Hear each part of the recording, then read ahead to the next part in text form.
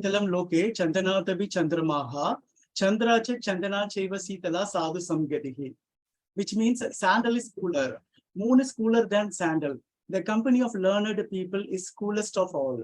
So today we have one such learned person, R.S. Balaji sir, on behalf of Office of SIRC of ICAI. We welcome you, sir. It's my privilege to introduce R.S. Balaji sir. R.S. Balaji is a commerce graduate. He is a practicing fellow chartered accountant, specialized in audit and indirect taxation. He is also a certified peer reviewer by Peer Review Board of ICAI. He is a co-opted member of Auditing Assurance Standard Board of ICAI, 2019, 20, and 21. He is a member of Academic Council of Sri Shankara Arts and Science College, Kanchipuram. He is a member of Editorial Board of Pathukas Publications. He is a faculty for the following subjects for chartered accountant students: auditing and assurance for a CA intermediate, advanced auditing and professional ethics for CA final, indirect tax law and information systems and control audit for CA final students. He has co-authored a professional book, Paduka's Company Law Ready Referencer.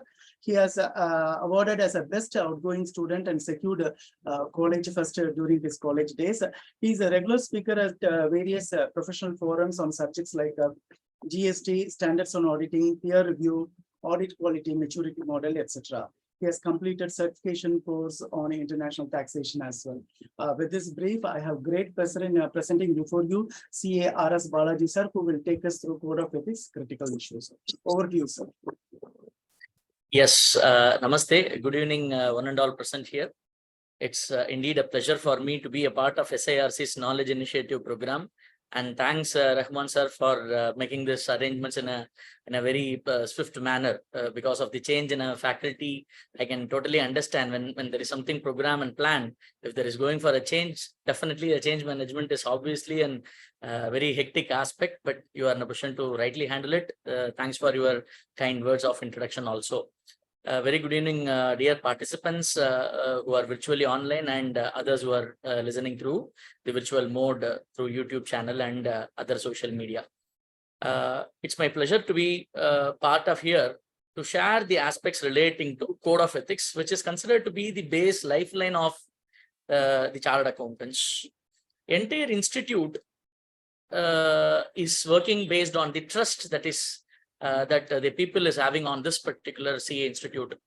A chartered accountant in practice is always considered to be a person of trust and integrity, where a regulator from the institute's perspective, it tries to introduce and develop these sort of ethical perspective so that the members who are always upheld this particular profession with their high quality performance of audit is remaining in the same pedestal is what the expectation of the institute as well as the regulators and various other stakeholders.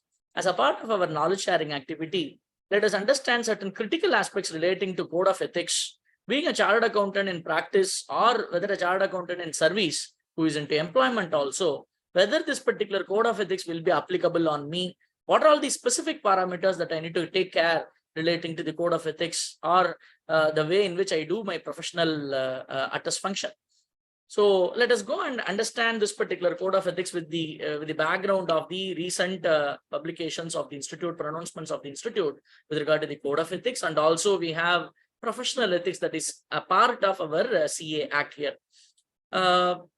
Dear members, the requirement, there is something called as expectation gap, audit expectation gap, which is somewhat understood in a different manner.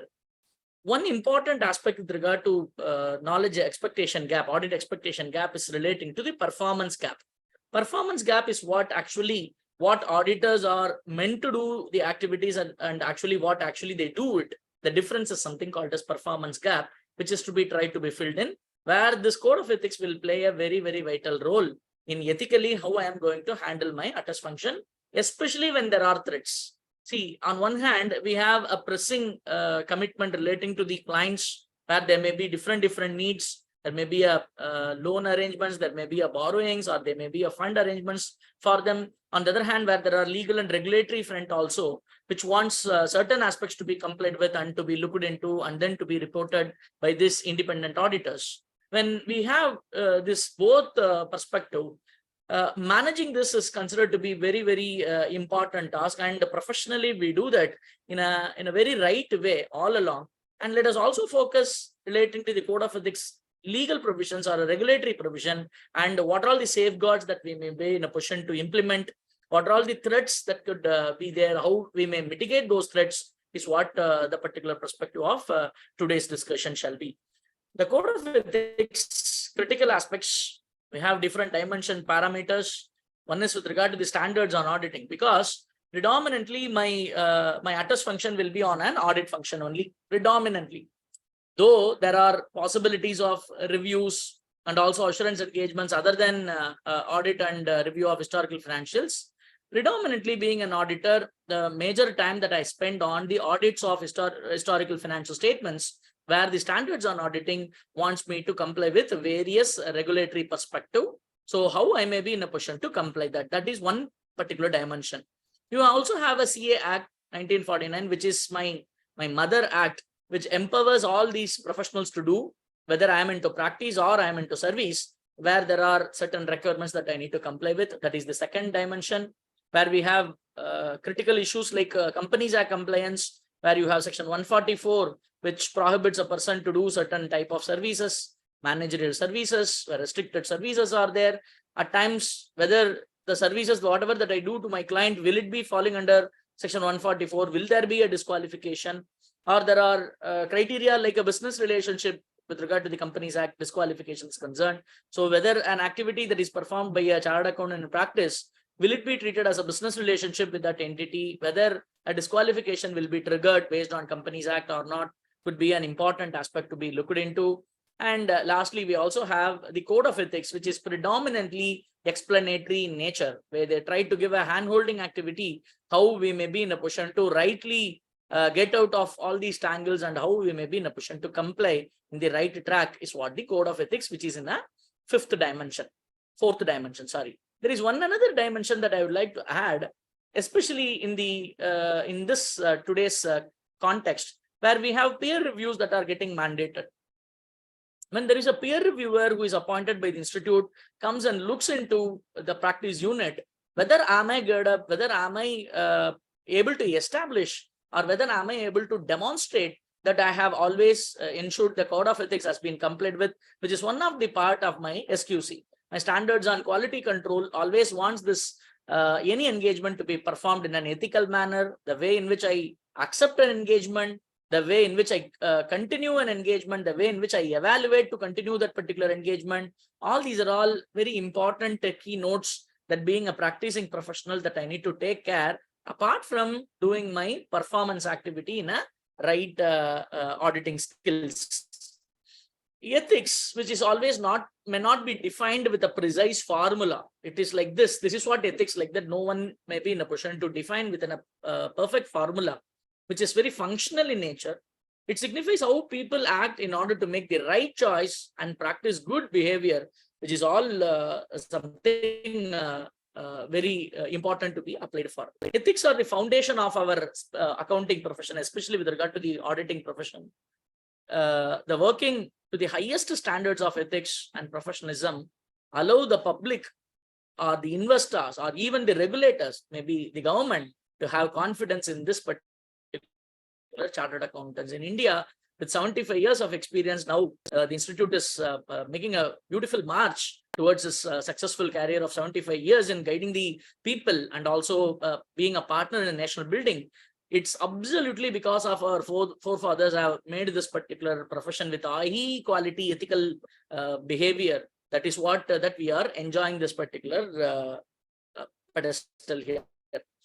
Where we were always trying to, from the institute perspective, they are always trying to create a dynamic and a contemporary code of ethics, which is at a par with international levels. Even international IFAC also comes out with the code of ethics at periodical intervals. Now, institute is also updated with that particular code of ethics, and there are further fine-tuning changes and all is being done to ensure that it is at the highest standards. Excellence, integrity, independence, which is all the hallmark of the profession, are being always enshrined in the code of ethics.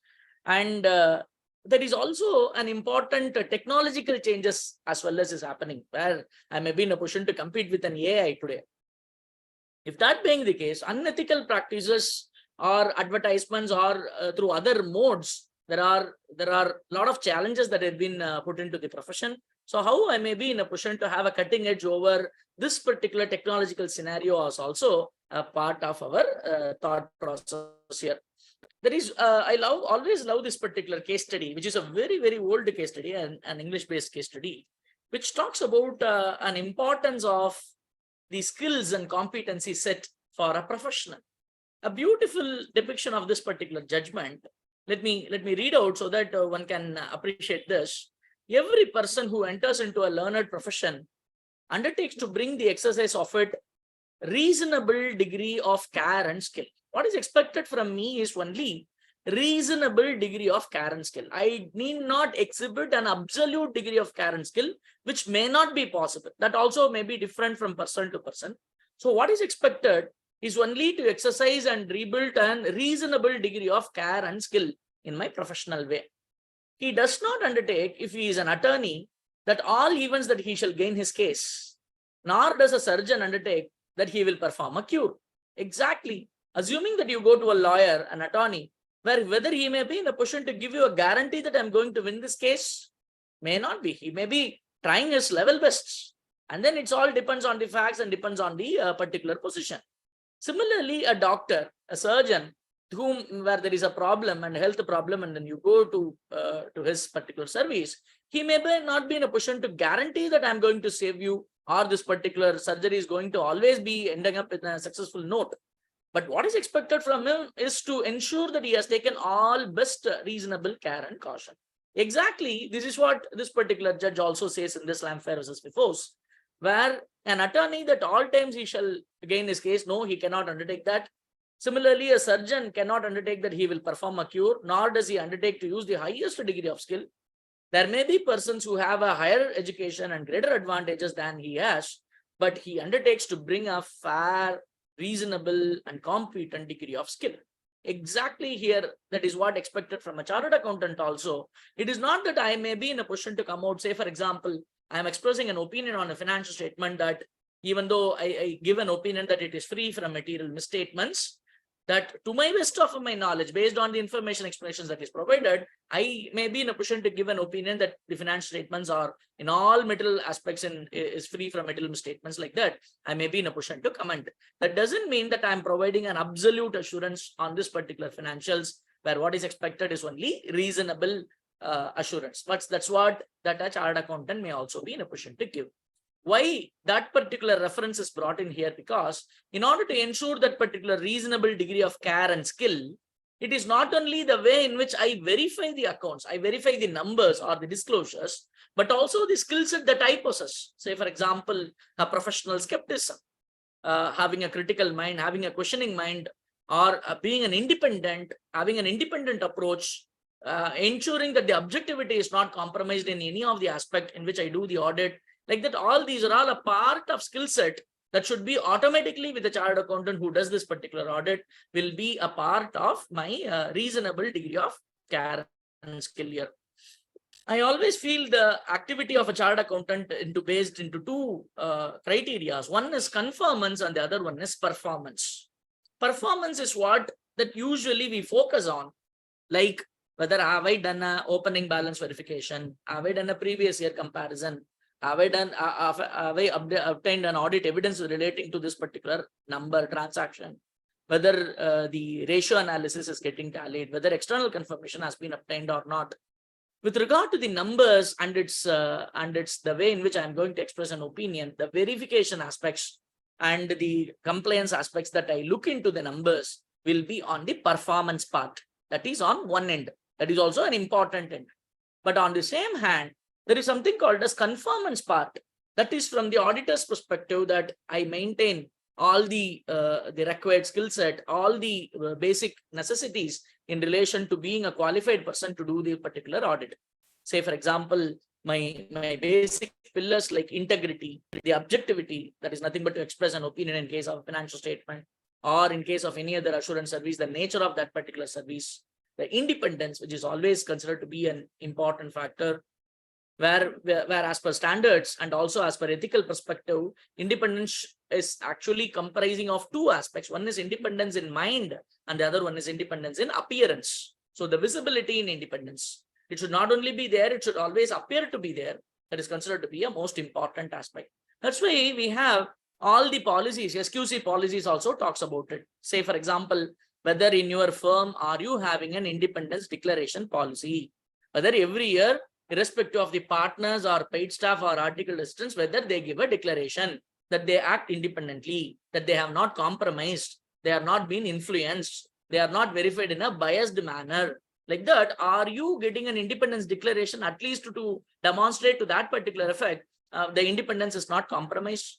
Even there are questions in SQC like every acceptance, before acceptance of a particular engagement, whether the engagement partner who is going to be designated, is he exercises a independence activity? Say, for example, assuming that you are going to take up an audit of a company where there are disqualifications relating to financial indebtedness with regard to the partner or with regard to the entire firm's concern, or guarantee by a relative, whether any of the relative is a director or a key managerial personnel, whether are you having business relationship, are you having shareholding, like that, where there are a lot of points to be noted into, and they need to comply with, and then they need to give a declaration to this effect. None of the disqualification comes and attracts.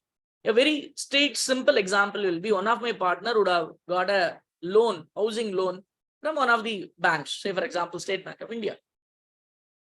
He's having a housing loan for, assuming 25 lakhs.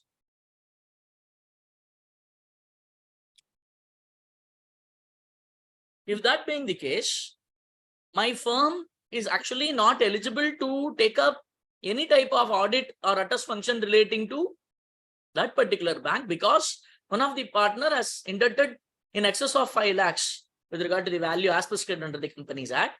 I may not be in a position to carry out stock audit. I may not be in a position to carry out concurrent audit for that matter. I may not be in a position to carry out statutory audit, branch audit and all, where there are parameters that is getting affected. So I need to have a mechanism within my firm stating that what are all the relationship, what are all the influences, what are all the impact, indebtedness that may cause a disqualification. Like that, within the firm, they need to have a database so that at every particular intervals that it has to be updated, including the shareholding. Today predominantly many people have a demat account and they trade in the shares.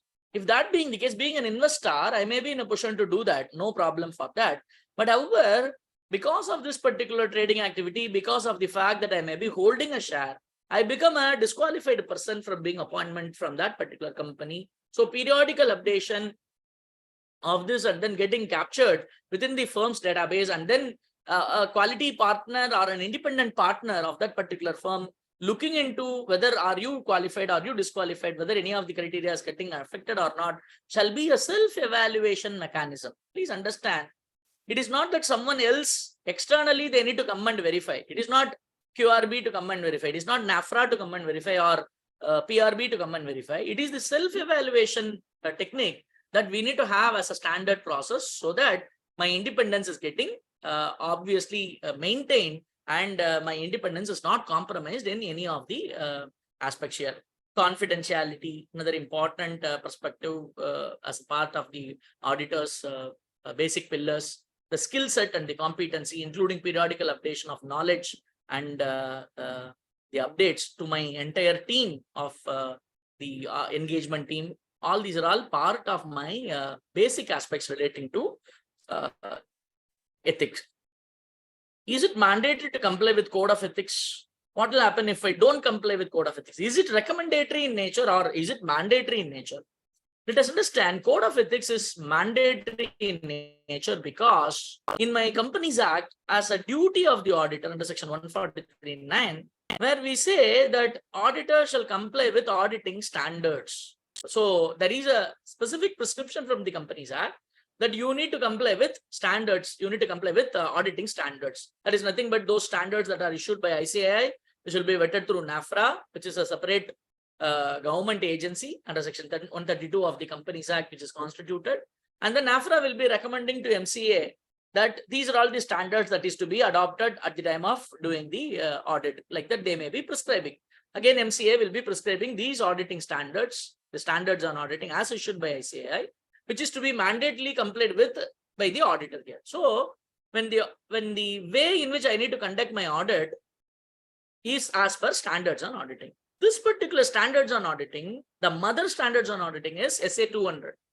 That particular SA 200 requires the auditor to do the audit in a prescribed manner. The first and foremost requirement of SA 200 shall be ethical requirements to be complied by the auditor. Please understand, indirectly as well as directly, the ethical requirements are there mandatory for the auditor to comply with. I reiterate the facts that I need to do my audit as per standards on auditing. Institute also says that, my Companies Act also says that. The standards on auditing, the mother standard is SA 200, where that particular mother standard SA 200, the first and foremost requirement of that itself to comply with ethical requirements. I need to do an audit in a qualitative and an ethical fashion. So ethical requirements are always mandatory, which is issued by ICAI. Apart from it, there is something called as legal and regulatory requirements. The legal requirement is a Companies Act requirement. However, with regard to the regulatory requirement, is nothing but ICAI, which is my governing body, regulatory body for the audit function in India, where they prescribe this particular code of ethics to be mandatorily to be followed here. Where even in my audit report, just a minute, I will try to show you latest audit report of a largest corporate in India, where we just for example purpose and academic purpose, I go with sharing the recent annual report of Reliance Industries Limited, which is a listed entity, where in order to just to show you the importance, independent auditors report to the members of Reliance Industries Limited, the opinion paragraph is being provided by the auditors in this regard. We have audited the accompanying standalone financial statements of the so-and-so company, which includes joint operation, which comprise the balance sheet, the statement of P&L, the statement of cash flows, and other statement, the statement of changes in equity for the year then ended. The notes on the standalone financial statements, including a summary of significant accounting policies and other explanatory information. In our opinion, and to the best of our information, according to the explanations given to us, the aforesaid standalone financial statements give the information required by the Act, that is Companies Act, in the manner so required, and give a true and fair view in conformity with Indian accounting standards. That is nothing but the accounting standards, the Companies Act compliance, and other legal and regulatory requirements. The company says that it reflects true and fair view. Very good. Fine, sir. On what basis you have given this particular opinion? Immediately, as per SA 700 revised format, after the opinion paragraph, we need to include this particular basis of opinion paragraph. In this basis of opinion paragraph, on what basis that I have given this sort of opinion, the auditor declares, it's a voluntary declaration that is provided by the auditors. We conducted our audit of the standalone financial statements in accordance with standards on auditing. That is what mandatorily, as specified under section 143(10) of the Act. Our responsibilities under those standards are further described in the auditor's responsibility for the audit of standalone financial statement section of our report. There is a separate paragraph called auditor's responsibility paragraph, wherein the auditor will be stating what are all the various responsibilities that we will be satisfying. We are independent of the company. Exactly. From here onwards, the ethical perspective is getting included. We are independent of the company in accordance with the code of ethics issued by the Institute of Chartered Accountants of India. So an auditor, that's why the heading of this particular report by itself will be an independent auditor's report. It is not simply an auditor's report. Always the independence is a part of my profession.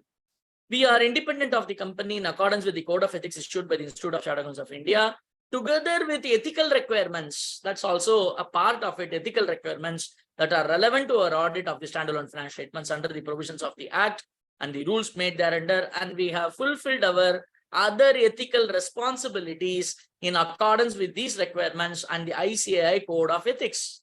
So in my audit report itself, the main head of my audit report itself, I need to include this particular paragraph as per SA 700. This particular paragraph will not only be included for this particular entity. Sir, this being a listed entity and a big entity, we need to include this? No. This particular point shall be included in every such audit report that is given by the auditors. whether it may be a body corporate, whether it may be a non-body corporate entity, whether it may be a trust.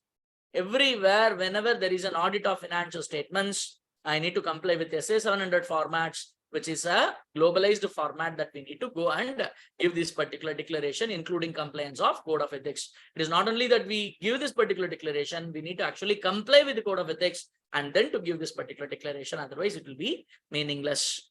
So we believe that the audit evidence obtained by us is sufficient, appropriate to provide a basis of our audit opinion on the standalone financial statement. So the point that I am driving here home is where we shall be always be required to comply with the code of ethics and also the ethical requirements relating to the code here in relation to any sort of audit function here for that particular matter.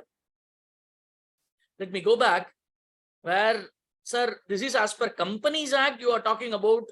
Only as per company 143, this, that, and all, NAFRA and all will be applicable. I'm going to do a audit of a non-body corporate, whether for that also this will be applicable or not. Yes, maybe directly from the regulatory perspective, it shall be applicable. I need to necessarily comply with code of ethics. I don't have any other option. This is what that I have told you as per SA 200.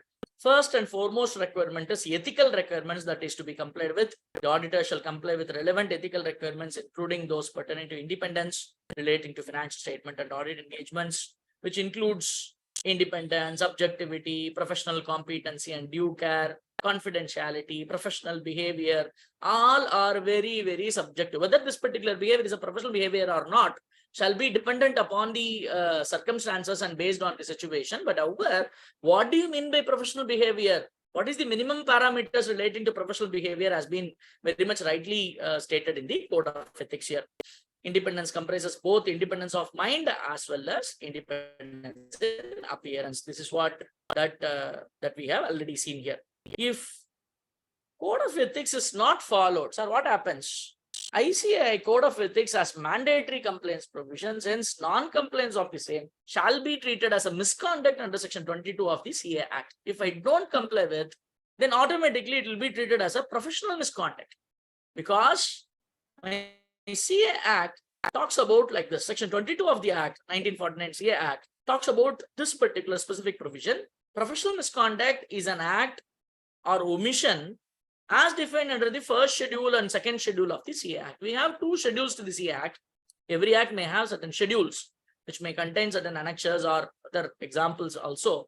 Like GST Act, we have schedule 1, schedule 2, schedule 3. Companies Act, we have schedules. Similarly, CA Act also we have schedule, first schedule and second schedule. Both first schedule as well as second schedule talks about the professional misconduct of members in practice as well as professional misconduct of members in service. Both are getting addressed in this particular regard under first schedule, under second schedule also. Sir, when something is addressed in the first schedule, then what is that there in the second schedule? First schedule talks about different set of transactions or events which will be falling under the first schedule, which will be treated as a professional misconduct. Second schedule talks about different sets of events and conditions which will be treated as a professional misconduct or other misconduct, and then which will be falling under the second schedule, which have different legal consequences and implications here. What is this professional misconduct and other misconduct?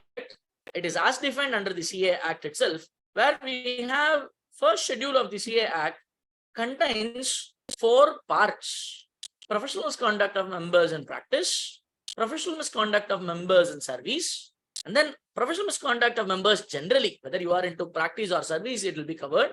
And lastly, as a residuary criteria, we have other misconduct of members generally. So it covers both members in practice as well as in service. Similarly, we also have a second schedule to the CA Act, which contains 3 parts. One is professional misconduct of members in practice. Again, professional misconduct of members generally. They don't have a specific clause like professional misconduct of members in service as that of in first schedule. And lastly, we also have a residuary clause, other misconduct of members generally. Like that, we have 2 important schedules which we may be knowing it, but we may not be in a position to directly apply it on a day-to-day basis. Please try to apply it on a day-to-day basis. Even a simple activity may be coming under this particular schedule. Without our knowledge, we may not have taken that much of seriousness about those activities, which will be end up in a huge impact on the practice here. The disciplinary matters, usually how it goes for, the code of ethics and disciplinary matters are also always going hand in hand, where there may be a complaint against a particular chartered accountant can be given, whether he is in practice or he may be in service. The board of discipline, that the director's discipline will prima facie form an opinion whether you have a case or not. If it is yes, then he is having two choices. One is to go with the board of discipline or to go with the disciplinary committee, which is more powerful than board of discipline. So you have two authorities where there may be in a position to go for a further learning of that particular issue, board of discipline as well as disciplinary committee. Why this bifurcation? Because any of the activities or conditions which are stated in the first schedule will be going to board of discipline. Normally, it will be going to board of discipline. Anything, activities or conditions or misconduct that is referred in the second schedule shall be going to disciplinary committee. Disciplinary committee being a powerful committee, having a higher weightage, they have a powers to go for a second schedule matter, or at times based on the volume, if they want, they can also take up the first schedule aspects also. But board of discipline is having powers only to take a first schedule, and they may not go for second schedule here. That itself may be indicating second schedule is more powerful than first schedule, the activity stated. The second schedule, because the second schedule activities are relating to the functions of the profession, including the way in which audit is being performed. However, with regard to the first schedule is concerned, they don't talk about the performance related aspects. They only talk about ethical and behavioral aspects, including how to get the clients, whether solicitation, advertisements, and other aspects will be covered under the first schedule here. Both is having legal repercussions where we may have a reprimand, or the membership removal can also happen, or penalized can happen here. However, under the second schedule, we have permanent removal of members could also be possible. Penalize of rupees 5 lakhs up to 5 lakhs and all is also possible. There is also an appellate mechanism with regard to filing an appeal against the orders of this particular committees. That is also possible here.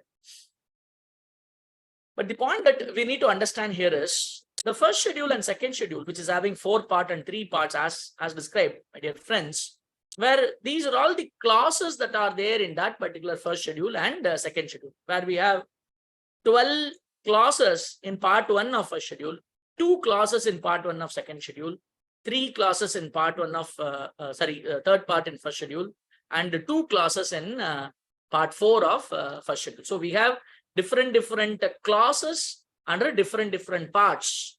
Similarly, the second schedule is also having these particular numbers. The point of noting will be the first schedule, part 1, will be discussing about independence and conduct of members. With regard to the second part, we'll be talking about the integrity and trustworthiness. The third part will talk about the misrepresentations that are being made, that should not be made, is what the point. And lastly, the other misconduct will be talking about an activity of bringing disrepute to the profession. Whether or not in his professional capacity or not, if he brings disrepute to the profession of ICAI, then there is a possibility of action on this particular ground. That is possible. Similarly, second schedule predominantly talks about the performance of the professional assignments. It is on identification of material misstatements, identification of sufficient appropriate audit evidence, non-maintenance of confidentiality, and all will be falling under the second schedule, including the compliance of various regulations of the CAG, and also bringing disrepute or being treated as a person who is guilty of an offense punishable with imprisonment exceeding 6 months will be treated under the other misconduct. For guilty of an offense punishable with imprisonment not exceeding 6 months will be coming under the first part, fourth schedule. If it is greater than 6 months, it will be coming under the second part, that is second schedule, third part. I would like to go for certain specific aspects, even though these are all the clauses that we talk about, certain specific aspects that let us go for analyzing here. Enters into partnership. Clause 4 of part 1 of first schedule talks about enters into partnership in or outside India with any person other than the specified person, being a chartered accountant in practice. See, the first schedule, part 1 talks about professional misconduct of members in practice. So it is applicable only to members in practice. So on that, clause 4 talks about if at all I enter into a practice and if at all I enter into partnership in or outside India with persons other than the specified person, he shall be guilty of his professional misconduct. Who are all the persons with whom I can enter into partnership? Say, for example, a company secretary, a cost accountant, a lawyer, an actuary, or an engineer. Like that, we have people with whom I can enter into partnership. And also membership, there is an accountants duly recognized by the institute, who are all the members of outside regulatory body, including Institute of Chartered Accountants of England and Wales and all, with whom I can enter into partnership. If at all I am entering into partnership with person other than these particular persons, the person will be guilty of his professional misconduct. In this regard, I'd like to bring the notice of a new regulation by the institute, something called as MDP, multidisciplinary partnership, where institute is open now, even though the MCA also wants this to happen. The other professional bodies are yet to make certain regulatory changes in this particular regard. However, it may be practically possible for a chartered accountant to enter into partnership with a cost accountant or with a company secretary, practicing company secretary, and all is possible. So we need to look out for those professionals with whom I can enter into partnership. With the persons other than this particular people, if I enter into partnership, so business has not conducted. The moment I enter into partnership, that itself will become a disqualification in this particular regard to be a member here. Please be careful on that particular front. Securing any professional business by means which are not open for a chartered accountant, or solicitation of clients or professional work either directly or indirectly by circular, advertisement, or even personal communication, or through interview, or by any other means, all will be treated as an advertisements in this particular regard. Securing business, solicitation, and advertising all are prohibited primarily, and within the parameters it is to be done, and there are specific guidelines that is also issued in this regard. Very importantly, the clause 8, where people may not take it up very rightly here, accepts a position as an auditor previously held by a chartered accountant without first communicating with him in writing, then there is a problem. The moment I am going to accept a particular audit engagement without first communicating with him in writing, if at all I have taken up, then there will be a professional misconduct as per clause 8. Similarly, clause 9, without first ascertaining whether my appointment is valid as per the Companies Act, whatever the provisions that are to be followed has been followed or not, without ascertaining the facts, if at all I have taken up the audit, if at all I have accepted the auditor's position, then he shall also be guilty of his professional misconduct.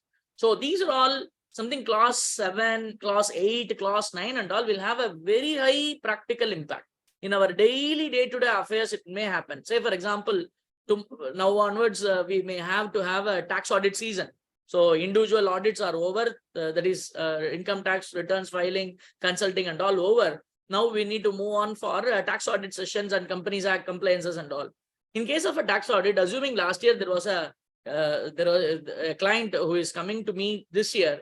Last year he was under a different auditor who has done a tax audit.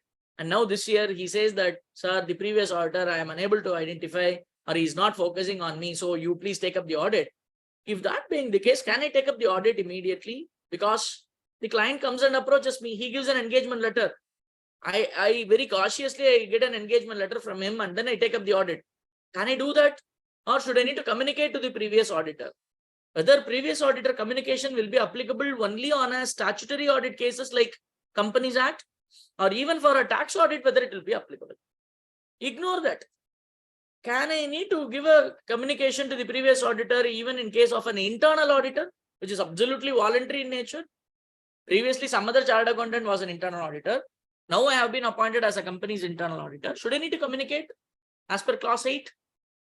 What happens in case of a bank audit, where the RBI or the bank appoints me as an auditor for that particular branch, where previously some other person have done the audit? It is all a specific open appointment.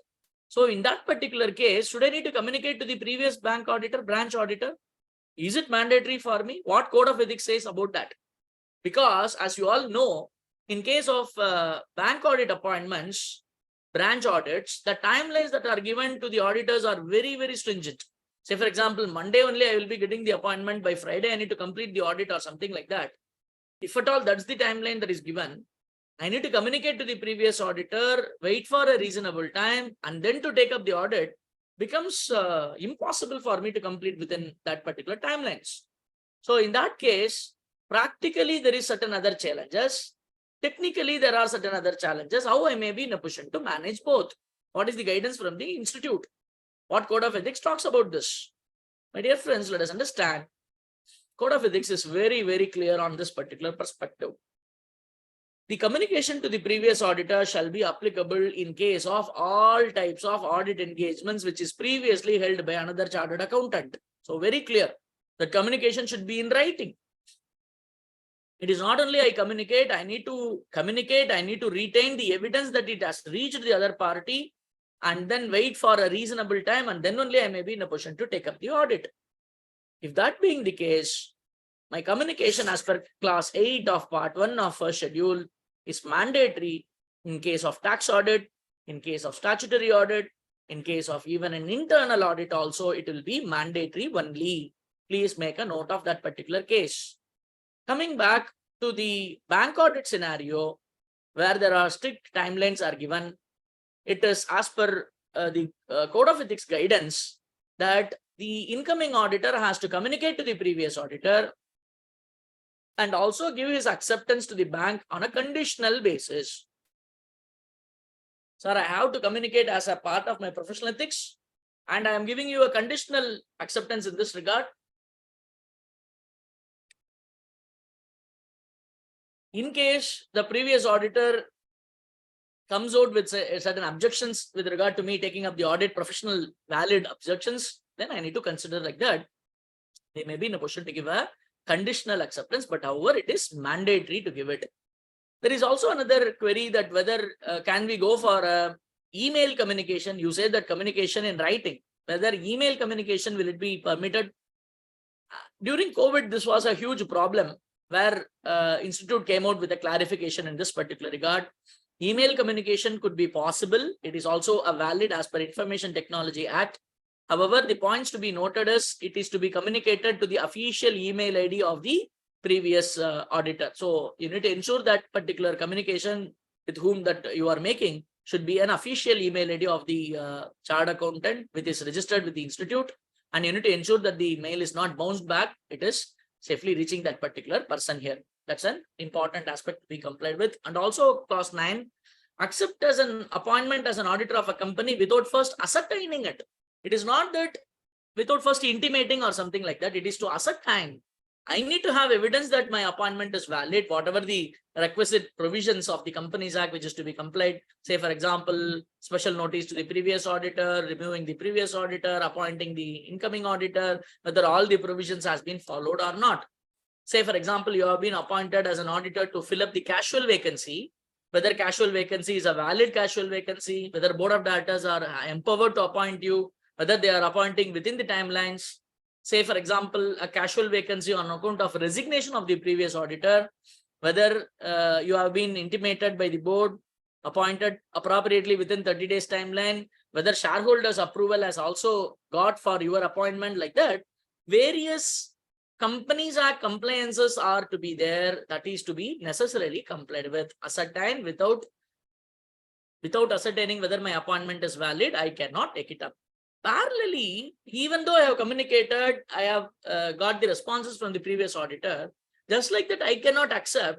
I have one another criteria as per SA 210 that talks about engaging, agreeing the terms of engagement, where there are preconditions that are stipulated in this particular regard. Whether management uses an acceptable financial reporting framework, whether management acknowledges the premise on which audit is being conducted, is there any restrictions in the scope of audit at the time of beginning itself? I need to all clear all these aspects. I need to make a documentation. Sir, how I have not been appointed even. How I may be in a position to go and verify with regard to the company whether my appointment is valid or not. Where they may not be in a position to give you the minutes. They may not be in a position to give you entire documents for verification. If that being the case, because I have not yet accepted the position, if that being the case, get an effect to this effect. Get an appropriate representation from the management to this effect for your working papers as a part of documentation, as a very healthy ethical practice. So you may be in a position to substantiate your claim that I have complied with. There is no irregularity or there is no non-compliance with regard to any of the clauses of the CA Act here. Like that, where there are a lot of technical perspective or maybe a practical issue, there is always a substitute or there is always a possibility of compliance. The moment you wanted to comply, that is the only trigger that we require. The moment we wanted to comply, automatically we have ways and means and modes that are available for us to comply. On the other hand, the moment there are problems that you are seeing without the solutions, always it will be a problem. We may not be in a position to comply in any of this particular front here. Similarly, clause 11, which is also another important clause, engages in any business or occupation other than the profession of chartered accountants, unless permitted by the council so as to engage, he shall be guilty of his professional misconduct. With regard to the business, other business or occupation, there are generally permitted activities that are given by the institute, like you have authorship of articles, authorship of books, you have classes, and you have holding the public officers, director simpliciter, doing agriculture. Like that, we have various activities which is permitted, generally permitted. I need not go and get a specific approval. But however, there are certain activities where we need to go for a specific approval, prior approval from the institute. Then only you may be in a position to have that particular activity, because you are also holding a certificate of practice. So parallelly holding certificate of practice and doing other business or occupation should not be possible unless otherwise it is specifically approved by the institute as a specific case here based on the merits of the case.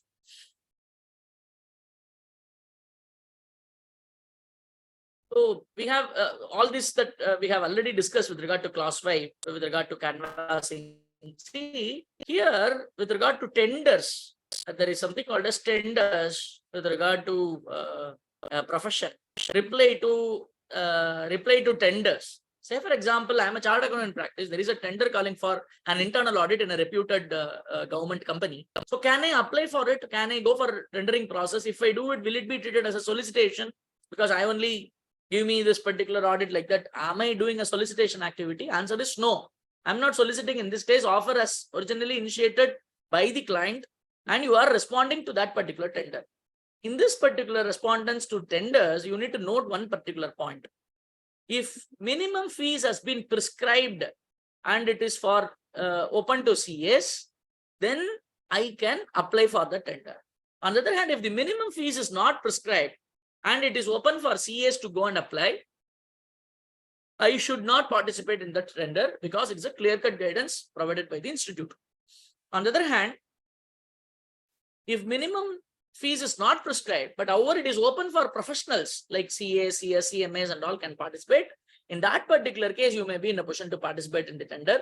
Otherwise, where those tenders which are open for CAs only, they need to necessarily prescribe the minimum fees. Otherwise, you should not participate in that particular activity here.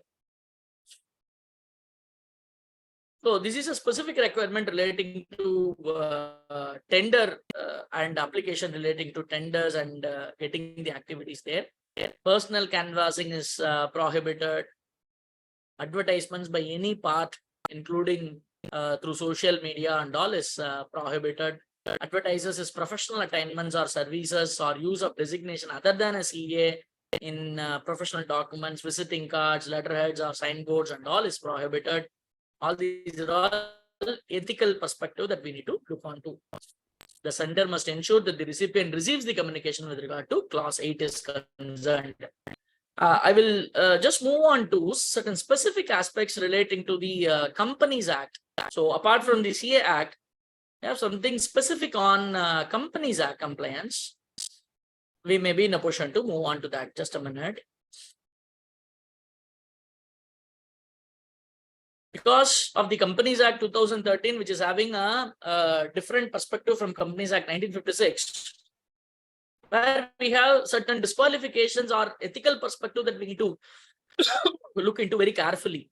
Disqualification of an auditor, sealing reports, or even fraud reporting, specifically with regard to fraud reporting as per section 143(12), where the auditor is expected to report on the frauds, where fraud reporting is never be part of my audit.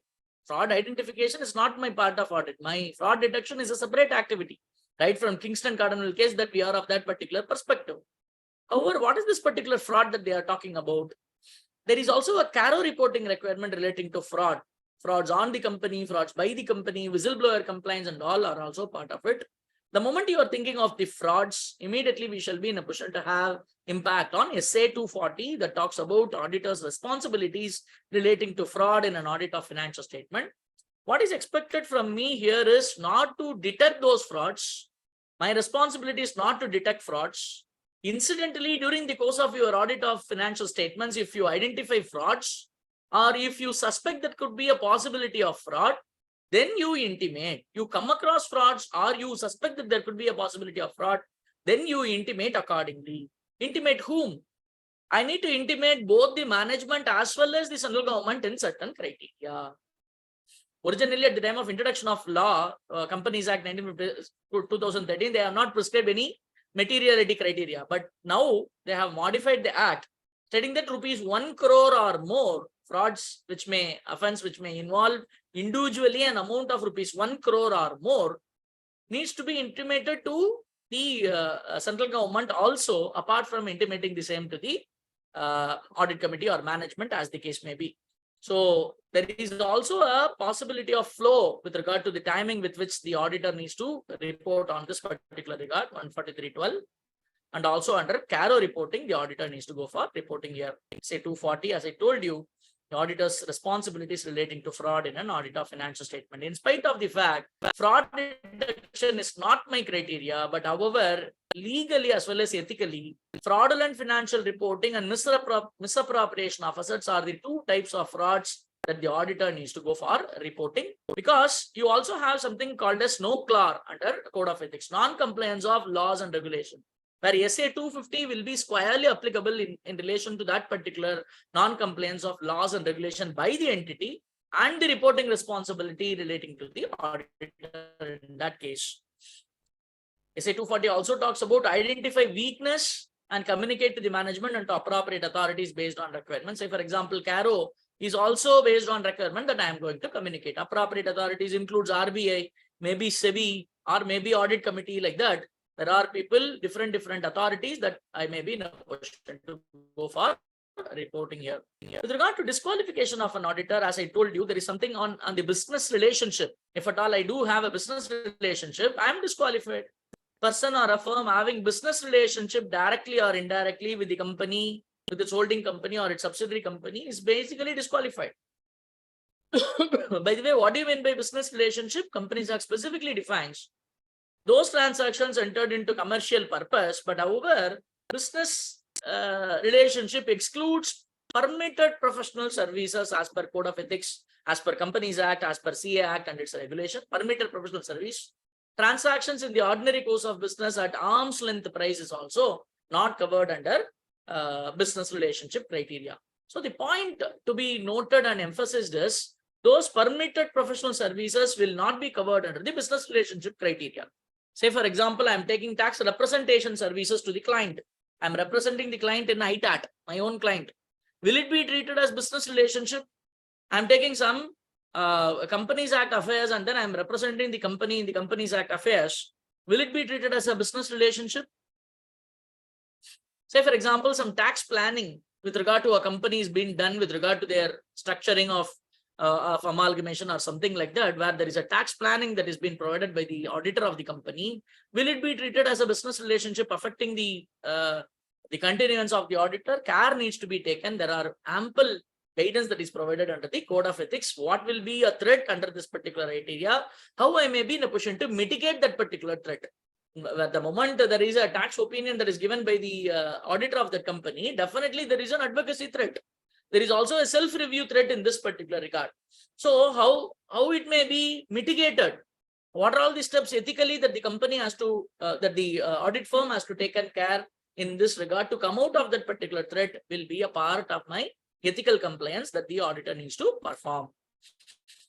Similarly, Section 144 of the Companies Act, which talks about auditor not to render certain services directly or indirectly, including accounting, bookkeeping, internal audit, design, implementation of FIS, financial information system, actuarial, investment banking, investment advisory, rendering of outsourced financial services, whether in-house or outsourced, where the auditor is involved in preparation of financial statement, he is disqualified from being taken up the audit in this particular regard. And lastly, very importantly, the so-called management services, which is not so precisely defined. Anything may be covered under this particular management services or such other kind of services as may be notified, where I may not be in a position to do any of this particular activity. If I do it, then there is an impact on the continuance of the auditor, or the question on the eligibility of the auditor will also be happening in this regard. So that there is also a disclosure requirement relating to Companies Act, how management services are being provided.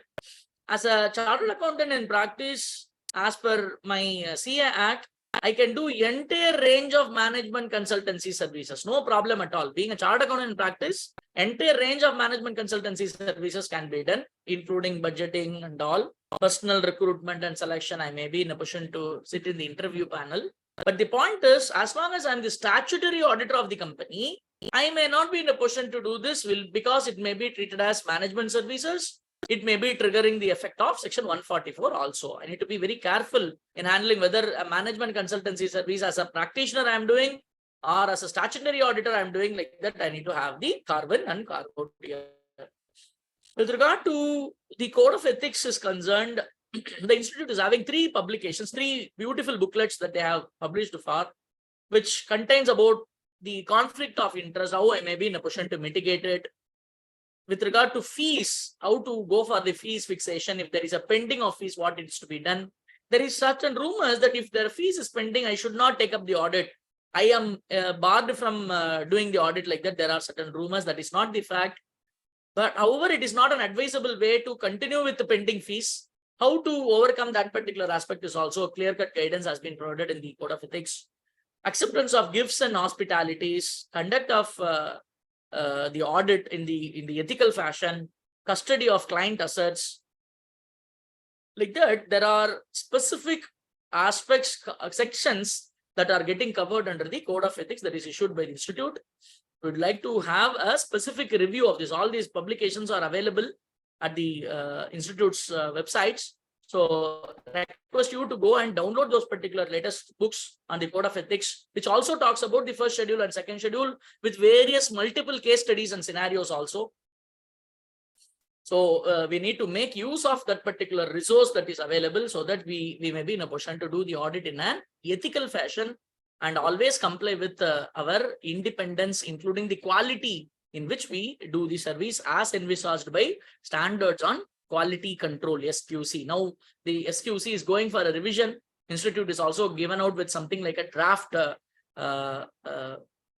standards, exposure standards have been given with regard to standards on quality management. Hereafter, it may not be, no longer be standards on quality control. It may be a standards on quality management that we need to go for a higher pedestal and higher scale. So I hope that all these professional developments and updates may be taken up in the right way. And then there are huge knowledge resources that could be also be available. So let us make best use of it. And then also ensure that our audit team understands this particular importance, and the engagement team is also sensitized about these important updates, and then to do the audit in a qualitative fashion. Thanks for your kind attention on this particular subject of Code of Ethics. This short span of 1 hour's time, I may be in a position to have a broader overview in this particular regard. At a different point of time, we maybe even go for a case study based analysis, one-on-one class wise. We may go for a specific discussion that could also be possible. I may be reached through my mobile phones as well as my email ID. In case of any queries through the Institute, you may be in a position to handle this. I will also be circulating this particular presentation to the Institute so that you may be in a position to have the same. Thank you very much, Balaji, yes. sir. Quickly taking us through the critical issues in Code of Ethics. Thank you, one and all, for your time and listening. Thank you. Thank you. So Thank you. We have come to the conclusion of today's program. Thank you, one and all, again. Thank you very much. Thanks a lot.